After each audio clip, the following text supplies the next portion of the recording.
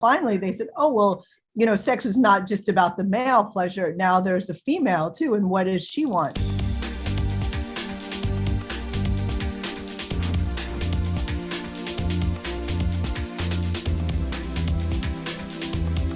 Where to begin? Why don't you start? When we start with the kids, and tell us a little bit about your father and how he came to be involved with the film.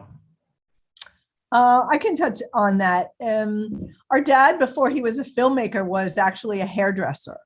So he would be in his shop listening to women talk about their problems, not being heard, not being able to express themselves sexually. So that's how he kind of came up with this idea that he wanted to make films to show women and to show how they could be pleasured and what their needs were. So it was kind of like, he did something, he felt like the country needed to see that and to experience that. Yeah, and had he made other films before, or was this one of his first? Deep Throat was actually, I believe, the fourth film that he made. And Our Father's Story was one that he grew up loving films, being almost obsessed with films and filmmaking, but never even dreamed that he could participate and be a part of that. And it was actually while he was a hairdresser that his accountant was also the accountant for this director from Hollywood who came to New York to make a film. And back in those days, they were underground filmmakers. Now we refer to it as independent film, but back then it was just underground film. And there was a lot of low budget things happening. If you weren't involved in the studio system and working out of, one of the majors out in California, then you were underground. And so, our father had the opportunity to work on a set, and they were hiring PAs and not paying anything. You work for free, and he had a big Cadillac even then. And so with the Cadillac, you had a big trunk, you could haul a lot of gear. And so he got invited to work one day on the film set. And he said that when he walked onto that film set and just saw what was happening, immediately he knew what he wanted to do with the rest of his life. So from then on, he worked more and more on other people's productions. And in New York City at the time, the underground film scene was relatively small. So everybody knew everybody else. So every weekend somebody was shooting and everybody would go and help this person or help that person. So in a very short time, he was able to make a lot of connections, get more involved, and literally learned on the job filmmaking. Yeah. And so where did the idea of making, a hardcore pornographic movie that was still going to be artistic and have a social message and presumably play in movie theaters, back then, that's a lot to pack into a movie. Where did he come up with that idea that he could do all of that? Well, a lot of what happened with the making of the film was part of a natural progression, which was not very self-conscious. A lot of people have asked, did he set out to change the world with Deep Throat? And the answer is no, of course not. He would laugh. We went to Japan, and almost every single journalist said, did you want to change the world? How did you plan to, and he would just laugh because there was no way that he could have predicted the success of Deep Throat and the phenomenon of Deep Throat. He would say that it was, a perfect storm. He was in the right place at the right time with the right film.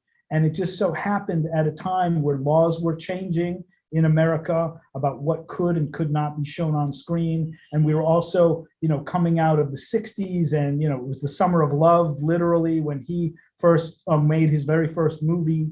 But there was still a real disconnect between what was happening in America versus what was happening on the screen. In other words, people were at love-ins in San Francisco, yet you couldn't show a couple in the same bed together. Lucy and Ricky are in single beds. You couldn't even show them, even sitting on a bed together without somebody had to have a foot on the floor. And so there was a lot of this hypocrisy, and his film happened at a time where the laws were changing, and it was one of the early full-length feature films to show hardcore sex. The earlier efforts of his from 68 on, 70, 71, he made 3 or 4 other films. They were sexploitation films. They had very strong sexual themes, but it was a lot of nudity, simulated sex, nothing, real. But people were starved for that kind of content. People would watch what they called volleyball movies, was a whole genre, which you may or may not be familiar with.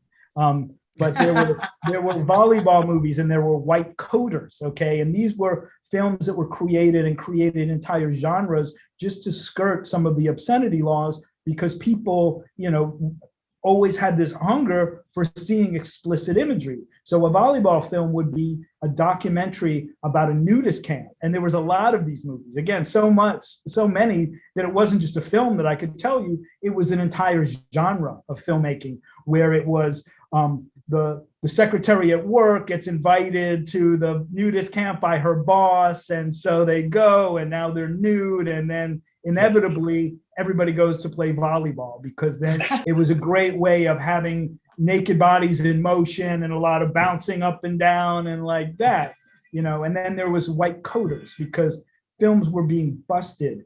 And what was happening in the courts is that you had to display socially redeeming values in the, and you can quote me on that. This was the law. If a film displayed socially redeeming values or qualities, then it was considered okay. But if it was not, it appealed to the prurient interests. Okay, so as long as you could prove that there was some kind of educational value to the film or some other value, then it was okay. So that gave birth, let's say, to the white coder films, where a film would start with a guy in a white coat. Now presumably he was a doctor, but it didn't matter. It was just somebody dressed like a doctor saying sexual deviation in America is blah, blah, blah, blah, blah. And here's an example of a healthy couple cut to the sex. It had to have a setup that gave it context of being, educational or health oriented, where, it was, it would actually heal couples that were suffering with, these sexual issues and so forth. Yeah. Well, one of the things that I was struck when I watched it was that it was real. We have this image of pornography as being through the male perspective, and this is right from the first scene is very much about female pleasure. Literally. Absolutely. And so maybe, Christar, you can speak a little bit from the woman's perspective, looking at this film. How do you see it now? And what do you make of this sort of Christian conservative, because it's been really demonized as a movie from one side of the political spectrum. What do you make of it? Sure. Well, that's why it gave it so much,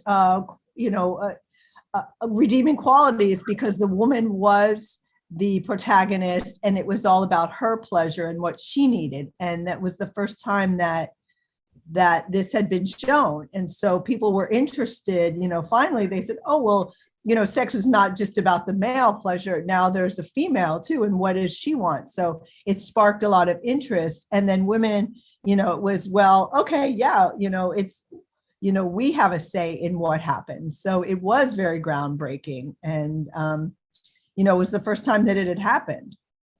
So I think that's why it became so popular, because it was the first time. Did your father ever say anything about what it was like on set filming this? I mean, well, we were on set with him for. You were on set with him. Oh, wow. Okay.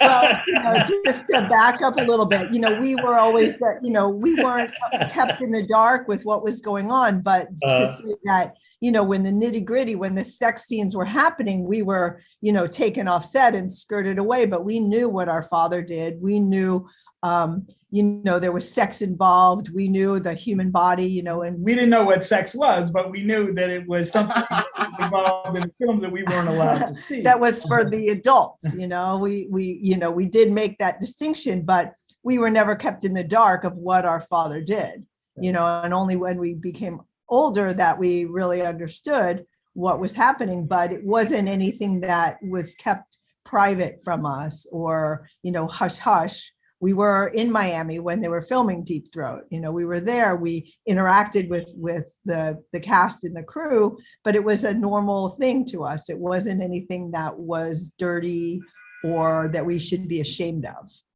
But again, as children, we weren't exposed to something that we shouldn't have seen.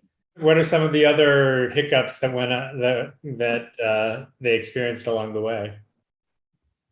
Oh my God. Well, here's a story that Linda even liked to tell, is that, you know, she's doing this crazy scene. Now they're in this count. They found this location, and it was this Seppi de Broglie, okay, who was some European like count who had this crazy swingers pad in in Miami, which they used as location. So it was like his wine cellar that they do a scene in. And when she in her nurse outfit is walking, it looks like through the jungle, that was all at his place. And this guy just thought he was going to get laid. You know, he was a swinger. He was friends with Hugh Hefner and had all this money. So he invited the whole production to come film at his place because, again, he had this perception that a lot of people did, that it wasn't a lot of work being on a film, that it was just a big orgy and somebody turned on the camera beforehand. So he thought he was going to get laid. And so a number of things happened. One was he had this wine cellar where they shot in. And, you know, he came to my father, or they made an announcement, and he said that 2 of the bottles of wine are poisoned. Okay. He's not going to tell which ones, but just so people knew not to take the wine. And so the next day they're back on the set filming, and he comes to my father and he says, 2 bottles are missing from our collection. And, you know, and my father says to him, well, we'll just see who dies and then we'll know who took the wine. Oh, it's so great. So, I mean, I want to get to some of the cultural resonance of it. So, you know, another big trend that came out of this is this sort of so-called porn chic that happened. I mean, the literal porn industry that sort of grew out of this, and sort of the making trendy of pornography generally. What did your father make of all that? Well, you know, again, I'm sorry to keep jumping in, but I got that, you know, I can answer that question in that literally the term porno chic was coined in the New York Times, an interview with our father by Ralph Blumenthal. And so it wasn't, what did he make of porno chic? Porno chic was made of him, okay, of you know, Deep Throat. They spoke of that specifically as, you know, kind of the precedent of this idea of, you know, stag films being elevated out of, you know, the basement of the Knights of Columbus Hall, now, you know, merging with Hollywood movies. You know, it was the first, you know, really high profile case of a full-length feature film that had hardcore sex, but also, you know, a plot and character development and some production value and so forth. So he just wanted to go on to make better films, which he did. And for a time, this idea of porno chic, people really believed that the adult films were going to get better and better, and that Hollywood films were going to get a little looser and looser in terms of their Puritanism, and the two would merge together. And that started to happen in that throughout the 70s, Hollywood films did start to change. And also there were a number of filmmakers that then stepped up and made full-length feature films. But then when video came along, the bottom of the whole thing dropped out, and there was a glut of content, and the quality fell out of it, because now you didn't need a skilled cast and crew. All you needed was a credit card and a video camera and a hotel room, and now you're a filmmaker. Now, it's also known as being perhaps the most profitable film ever. Talk a little bit about how that, I mean, obviously it didn't cost a lot to make, but how when, especially back then, it wasn't able to be seen in a lot of places, was it able to generate so much revenue? Well, yeah. Again, I'll have to. Great answer. Well, I'll just have to take that because, you know, I have been researching a lot of this, and I'm very familiar with my father's story. So, you know, I can say this is that Deep Throat, even before it was released, was starting to get some buzz in New York City. Al Goldstein, who had Screw Magazine, which was a relatively new publication, reviewed the film before it was released, and gave it 100% on the Peter meter. Now, he had this rating scale, which wasn't about the quality of the film, but it was about its, eroticism. And he had never awarded 100%. So he saw Deep Throat and wrote this article. And the next week, when the film opened at the World Theater, people were already lining up to see it. Yeah. And so, what was really important about Deep Throat, and, I mentioned this a little before, I think, these interviews are blurring one into another, but the top grossing films in the country are listed in Variety. And my father at that point had a subscription. So every week we would get Variety. And so he watched Deep Throat appear on that 100, film list and work its way up to the top. But what was amazing about that was that when you looked at the other films that it was compared against, like The Godfather, came out about around the same time and was also on that list, is that The Godfather was playing at like 700 theaters across the country, yet Deep Throat was still, in the same conversation with it, even though it was only playing at one and then a couple and like that, and then got busted, and so was off and not showing at any theaters and then back out in more theaters, in that people were lining up around the block. They were showing the film 24 hours a day at the World. They had, over the Christmas holiday, they were showing it. On New Year's Eve, they had a morning show of it, with champagne breakfast, at the theater and like that. And so, it was really a phenomenon in that people, couldn't get enough of it.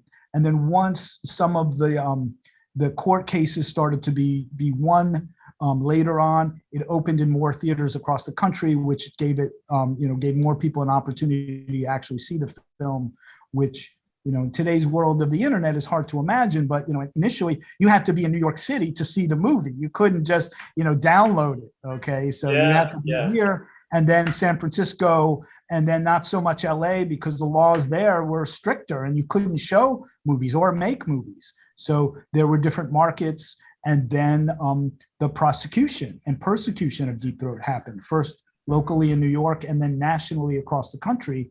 And our father was famously dragged from courtroom to courtroom, where they would always try to try the cases in places that were, notoriously and historically conservative. So he went to court in Memphis, Tennessee, and in Covington, Kentucky. And he said, I never even made a phone call to Kentucky before. And yet now I have to go there and, defend myself in court over, this film. So there was that aspect of it as well.